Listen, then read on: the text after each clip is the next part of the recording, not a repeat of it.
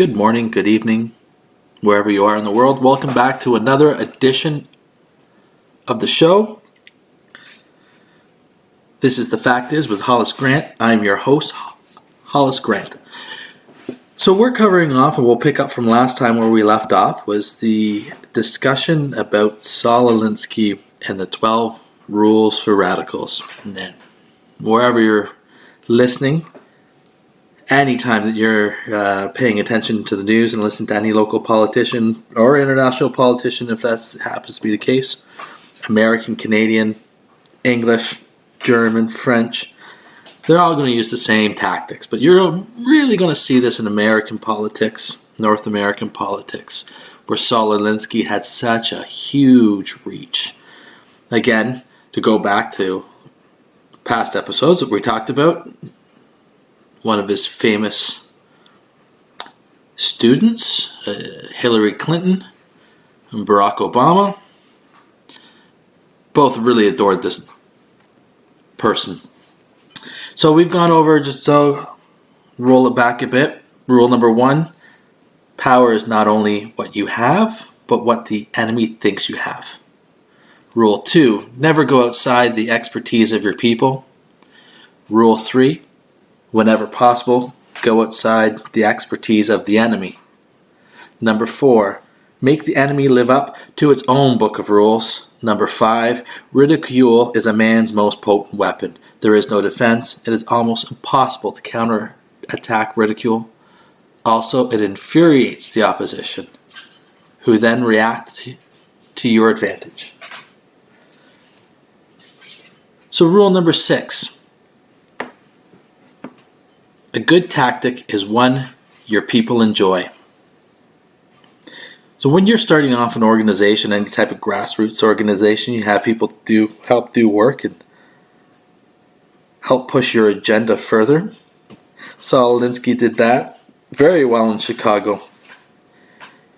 And in Buffalo, he did that in the 70s and brought in people to downtrodden areas, ghettos, help organize people, put them into unions, exploit their labor.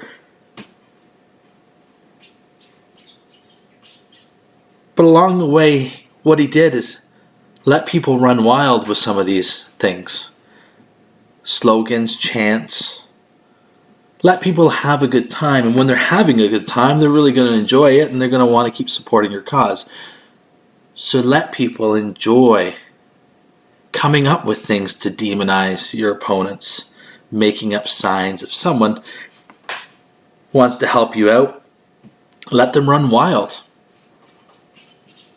Prime example of this is going back to the Nazi regime.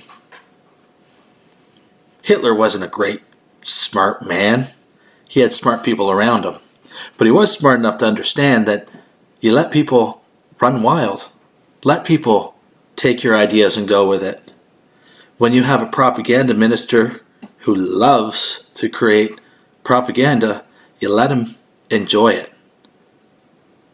And let them run wild with it. And this is what you really need to do if you really want to be successful.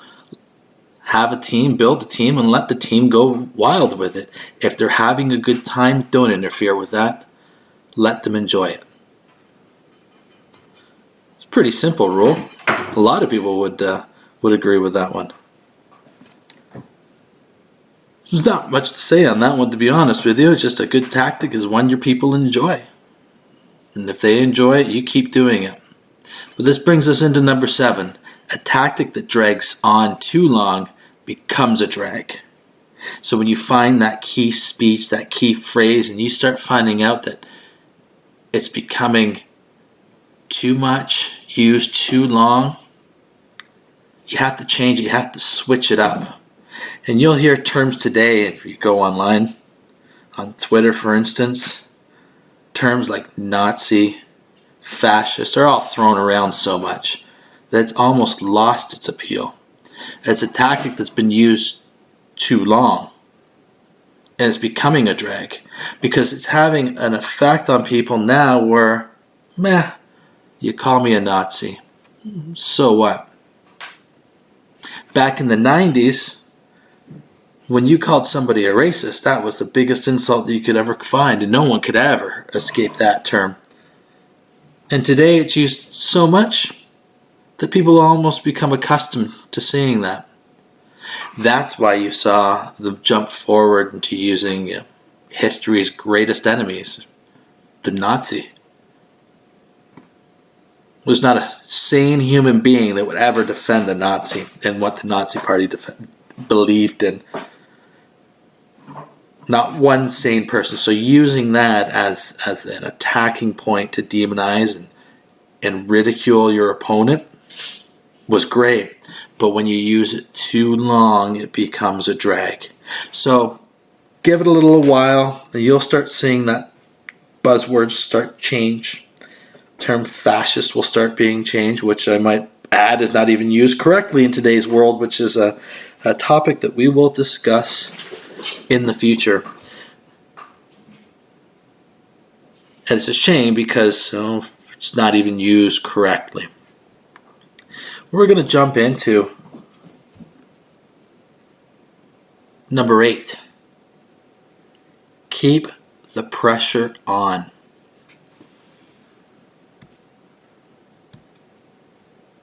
Always keep the pressure on your opponent. Constantly go on the offensive. Never let them rest. Always accuse. Always attack. Never look at using terms like heal. It's always attack. Only once you've achieved what you needed to achieve, then you can say, we'll heal, we'll look forward to the future, we'll unify. But until that day, you attack relentlessly and never let go. Constantly keeping pressure on anything and everything. Listen to the way that politicians speak when they talk in Parliament, when they talk in any type of filibuster, any news conference. They're always attacking. Doesn't even make sense half the time of what they're attacking. They're just attacking. Make accusations, demonize, victimize, whenever you can. Because every issue, according to Saul Alinsky, there are haves and have-nots. And if you want people on your side, people are always going to root for the have-nots. It's human nature. Nobody wants to back really a winning horse. People always find a way and a soft spot in the underdog. So keep the pressure on. Make yourself the victim. Make everyone else a victim. And keep the pressure on your opponent. Another simple rule. So we're going to jump right into number 9. The threat is usually more terrifying than the thing itself. Let's go back to 2016, the U.S. elections. And everyone said that Donald Trump was going to be a horrible, horrible president. Cities would burn, people would explode, hell would freeze over. Americans would lose their jobs. People would be deported in record numbers. Racism would go on the rise. And in those 4 years, honestly, look back, and did any of that happen? No, nothing like that happened. Because the threat is more terrifying than the thing itself. That was what the entire 4 years was. It's a threat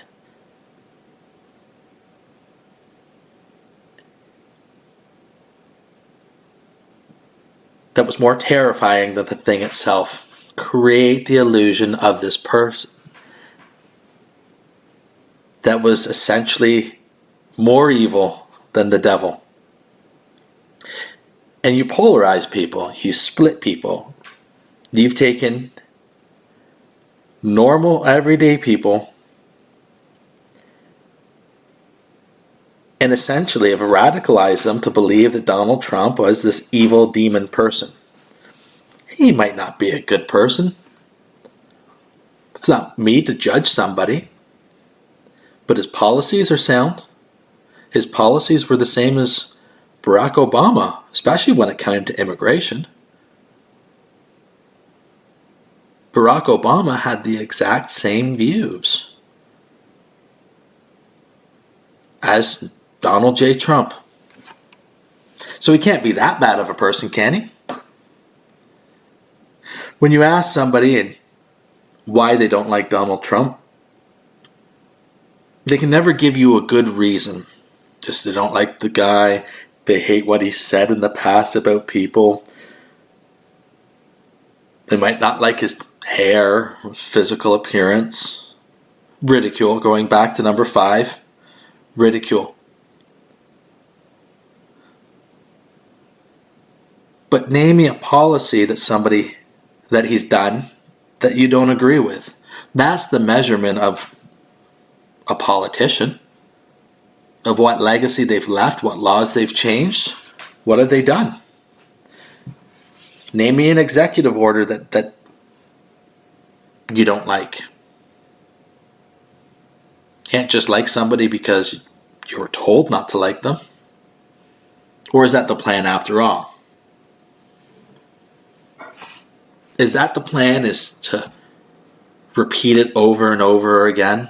As a famous politician once said, tell a lie, and if you tell it enough times, it becomes the truth.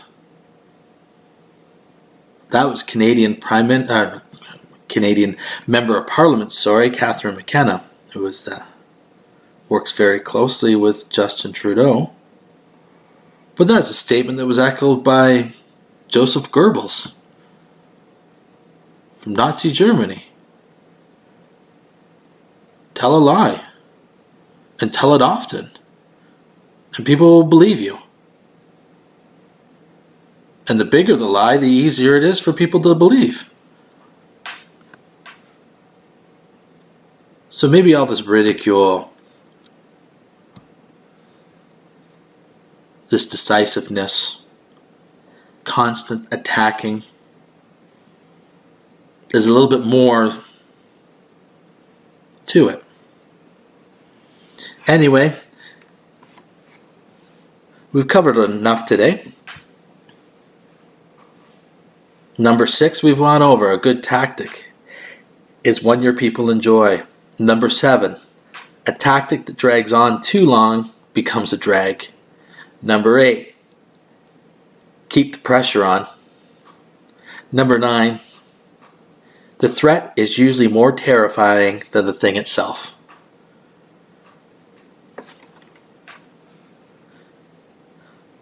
So we'll be covering up 10 to 13. Until then, keep the pressure on. Thanks for listening, and we'll see you again.